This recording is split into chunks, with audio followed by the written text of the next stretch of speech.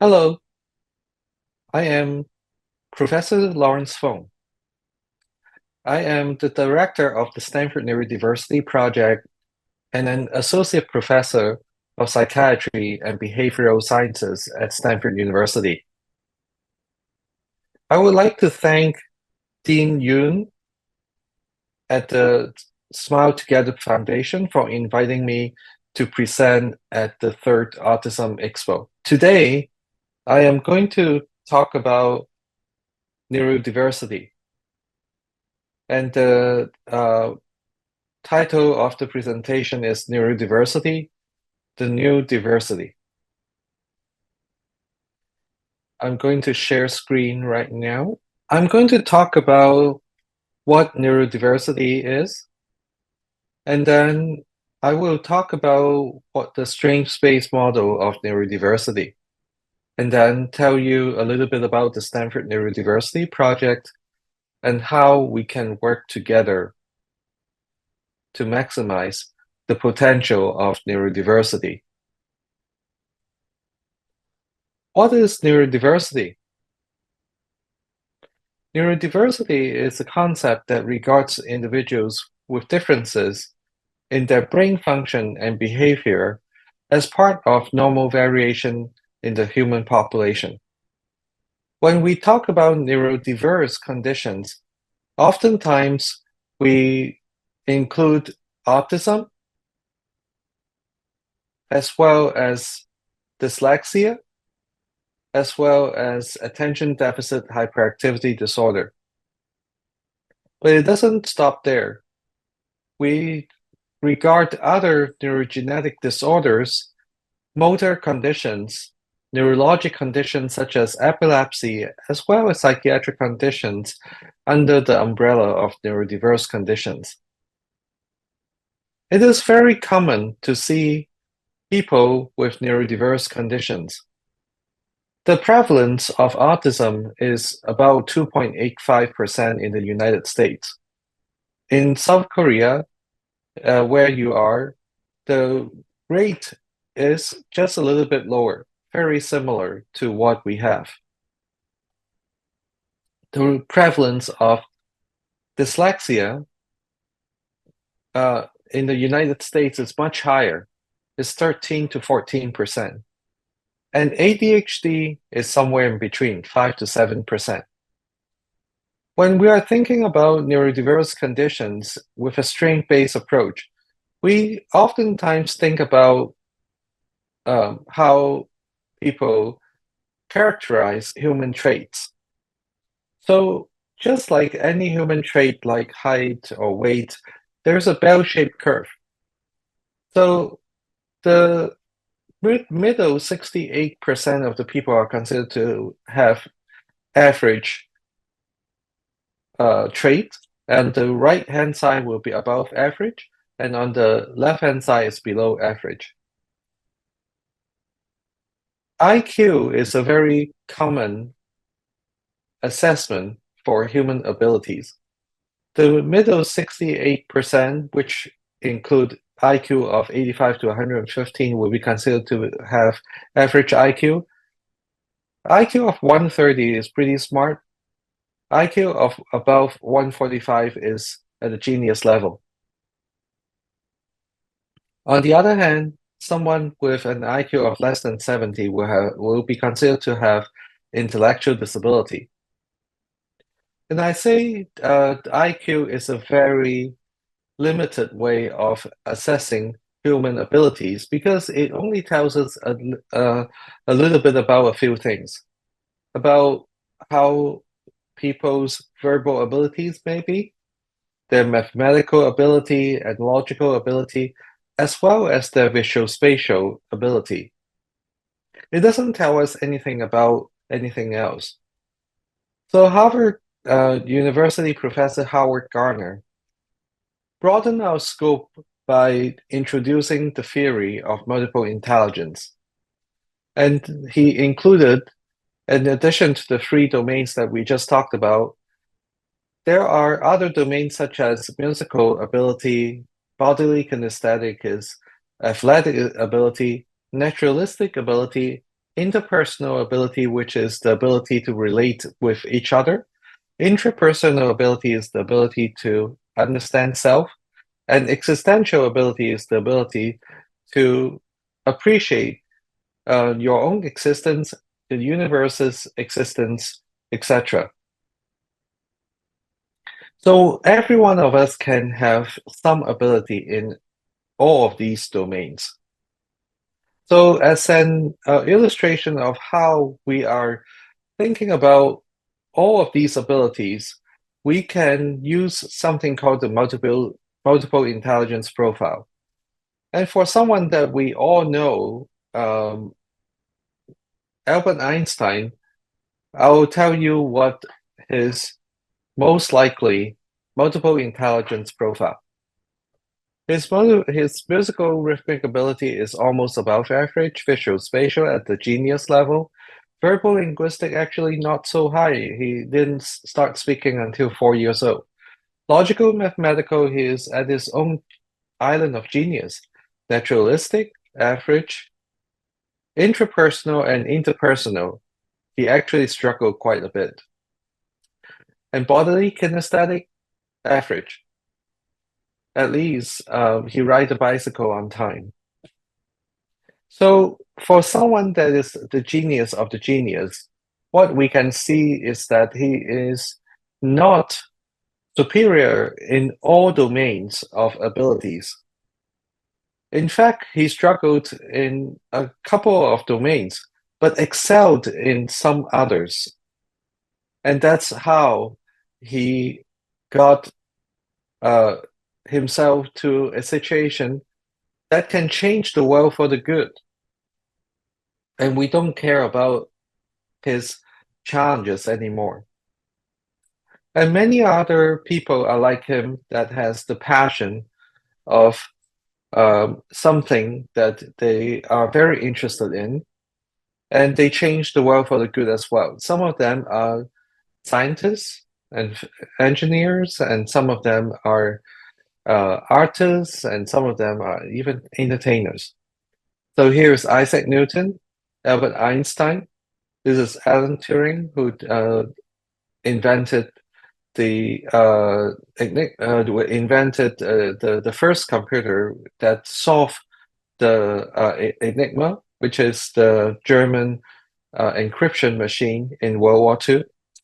This is Nikola Tesla. This is the guy that owns Tesla, Elon Musk. This is Julia Bowman Robertson, a mathematician, another mathematician, Sophie Germain, and this is Paul Erdos. And all of them are phenomenal mathematicians. And then we have the first African American scientist, Benjamin Banneker. This is Immanuel Kant, a philosopher. And then we have Charles Darwin, who is the father of evolution. This is Barbara McClintock, a geneticist that has won a Nobel Prize winner for her work. And then we have Diane Fossey, who taught us everything about gorillas. Temple Grandin is the most famous autistic individual that taught us everything about her experience as an autistic individual. And she is also a prominent animal science professor. This is Greta Thunberg, who is also on the autism spectrum. She is one of the most prolific and effective environmental activists. And then we have Michelangelo. This is Andy Warhol, the father of pop art. This is Wassily Kandinsky, Pierre Montrier, Joseph Corel. These are all artists. And this is Stephen Wilshire, who can fly up to the sky with a helicopter and then memorize the entire city and then come back down and draw the entire city in detail in front of tens of thousands of people. And then we have some musicians here, Mozart and Glenn Gould. These are some writers here. Lewis Carroll, who wrote Alice in Wonderland. This is poet Hans Christian Andersen. This is Freddie Jelinek, who was one of the first four patients that Hans Asperger described in 1944. And she later on won the Nobel Prize in Literature. And then we have a whole bunch of people that are in the entertainment industry. Anthony Hopkins, Andy Kaufman, Dan Aykroyd, Susan Boyle. This is um, Daryl Hannah, and then Tim Burton, Jim Henson. And this is Satoshi Tajiri, the creator of Pokemon. And then we have Michael Burry, an American investor and physician trained at Stanford. And this is Yulian Yao, who is a politician in the United States. He is also on the autism spectrum. And among all of these individuals that are prominent in their fields, they are all having something in common. They are all very passionate about what they are doing, and because of that, they change the world for the good. And then we have others that have also changed the world in different ways, and they all have the the diagnosis of attention deficit hyperactivity disorder, or ADHD. What we see here is Alexander Bell, who invented the telephone. This is Thomas Edison, invented the light bulb among all the different inventions that he had invented. This is United States President John F. Kennedy. And then this is Richard Branson. He founded the Virgin Group. And then we have some very amazing athletes. This is Michael Phelps, who won more Olympic gold medals than anyone. Simone Biles is an American gymnast who also won Olympic gold medal. And then we have people in journalism like Lisa Ling, and then some people in the entertainment industry. This is Emma Watson. If you have watched the movie Harry Potter, she play Hermione in that movie. And you also see this is Emma Watts. This is Liv Tyler, and Howie Mandel and Justin Timberlake. And one thing that they all tell us about their experience about ADHD is that without ADHD, they feel that they are not going to be as successful as they are. And then we also have, so what we have in common is that neurodiversity is a competitive advantage. Now let's talk about the strength-based model of neurodiversity. Unlike the disability model, which is all about the conditions, strength-based model is about what the person can do, like hyperfocus, attention to details, deep interest, excellent fund of knowledge, determination, visual thinking, creativity, entrepreneurial spirit, etc. And another major concept of the strength-based model is to reframe neurodiverse conditions. For example, in people on the autism spectrum, they can have perseveration. This is a term that is used when someone is doing something over and over again, but they are not getting anywhere. But when someone is getting very good results after doing things over and over again, then you call it persistence. People on the spectrum tend to be drawn to details. They are detail-oriented. They are not drawn to see the big picture. But when you need someone to solve a problem that requires details, then you want that person to be drawn to details, like solving a prompt that require the details will be like debugging a program, uh, finding the needle from the haystack.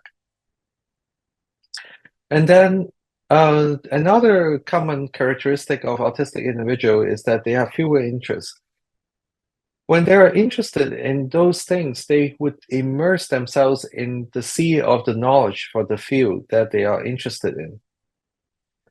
And then people on the spectrum may not be uh, taking other people's perspective as easily. They tend to be very concrete and honest. People on the spectrum have atypical interactions socially, but at the same time, they can be one of your most loyal friends. You see that there's one list of characteristics of autism that can be strengths and challenges at the same time. What can make it possible to make autistic individuals to show their strengths is about the environment. When people in the environment appreciate their strengths while understanding their challenges, then they can really shine.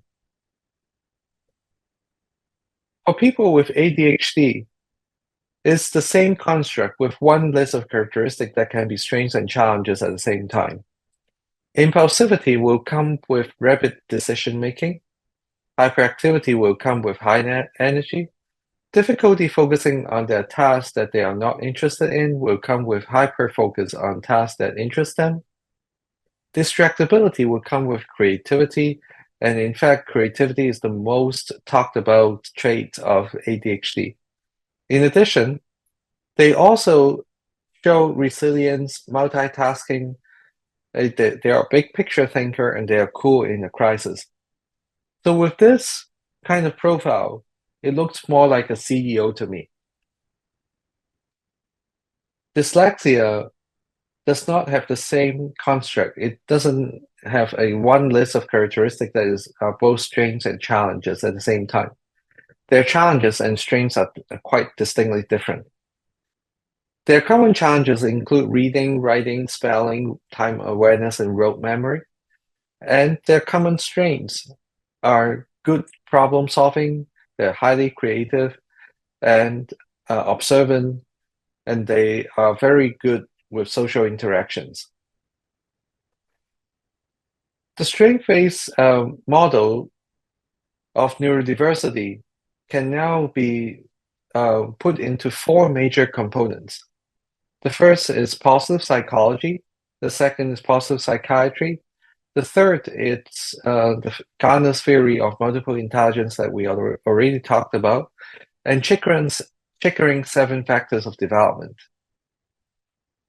And we also emphasize that neurodiverse conditions are conditions rather than disorder. And we acknowledge that they have challenges, but we don't want to call them deficits.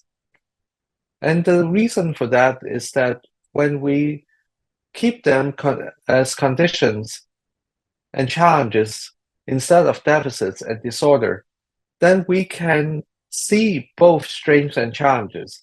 Otherwise, we're going to be stuck with their challenges. And we also want to apply the strength-based approach across the entire spectrum of neurodiverse conditions. I'll talk a little bit about a few things about positive psychology and positive psychiatry, and also the Chickering 7 factors of development. Positive psychology is a field that's founded by Martin Seligman and Mahayi Csikszentmihalyi, and they regard the core of positive psychology as well-being, contentment, satisfaction, and flow is basically immersing oneself in an activity and get satisfaction out of it, and happiness as well as hope and optimism. Positive psychiatry, on the other hand, is a concept that is really in big contrast with traditional psychiatry, which is focused on what's wrong, pathology, and risk factors. Positive psychiatry is about protective factors, positive attributes, and strengths, as well as neuroplasticity.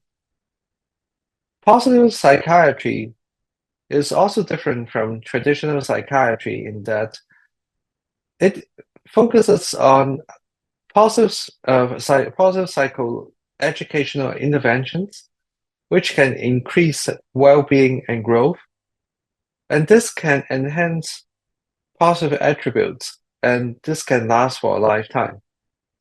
In contrast, traditional psychiatry is about relieving symptoms by medications and short-term psychotherapy, which is not preventative. I'm not saying that traditional psychiatry is better or worse than positive psychiatry. They serve different purposes. When someone is in crisis, they definitely need traditional psychiatry. However, when someone is already out of crisis, they should be considered to build themselves and develop their strengths. And this is where positive psychiatry can be better. The last component of the strength-based model is the triggering 7 vectors of development, which include developing competence, managing emotions, moving through autonomy toward interdependence, developing mature interpersonal relationships, establishing identity, developing purpose, and developing integrity. And we want to ask 3 questions when we see these 7 factors. What do neurodiverse individuals do to achieve these developmental milestones? The second question is, how can people in the ecosystem, such as the co-workers, the supervisors, executives, change the environment so that neurodiverse individuals can have a higher chance to achieve these developmental milestones? And then the third question is, how do mental health providers contribute to helping neurodiverse individuals achieve these developmental milestones? So if we focus on this neurodiverse individuals, basically what we can do in order to practice this strength-based model of neurodiversity is to raise awareness of personal strengths and increase their trust in personal abilities. This way, we can help them learn to engage in relationships and increase self-satisfaction through success. And in this way, we are able to move them away from the negativity and immobility, such as anxiety, depression, and executive dysfunction. Using the strength-based model of neurodiversity, we developed the Stanford Neurodiversity Project, which is a special initiative of the psychiatry department. It has several objectives. The first is to establish a culture that treasures the strengths of neurodiverse individuals. If we do it right, we can empower neurodiverse individuals to build their identity based on their strengths, and this can last for a lifetime. We also want to attract talented neurodiverse individuals to come to Stanford to study and work, and train talented individuals to work with the neurodiverse population. Ultimately, we want to disseminate the model as widely as possible so as to maximize the potential of neurodiversity, not only for neurodiverse individuals, but for everyone, because neurodiverse individuals have so much to contribute to the society. On one hand, we are using the neurodiverse, and we are using the person-centered approach. We focus on the neurodiverse individual. On the other hand, we also focus on the ecosystem. The people in the ecosystem will be including family and friends, their mentors and therapists. In the education setting, that will include teachers, coaches, classmates, and roommates that can change the immediate environment to make it more neurodiversity friendly. And the school officials and the school community can also make the bigger culture more neurodiversity friendly. On the other hand, employment setting also have supervisors, job coaches, and other colleagues and other people in the immediate environment that can make the workplace more neurodiversity friendly. The executives and the larger work community can also change the culture. So with this kind of ecosystem-driven approach, we built three initiatives: neurodiversity awareness and education, neurodiversity at work and wellness, and neurodiversity independent living skills initiative.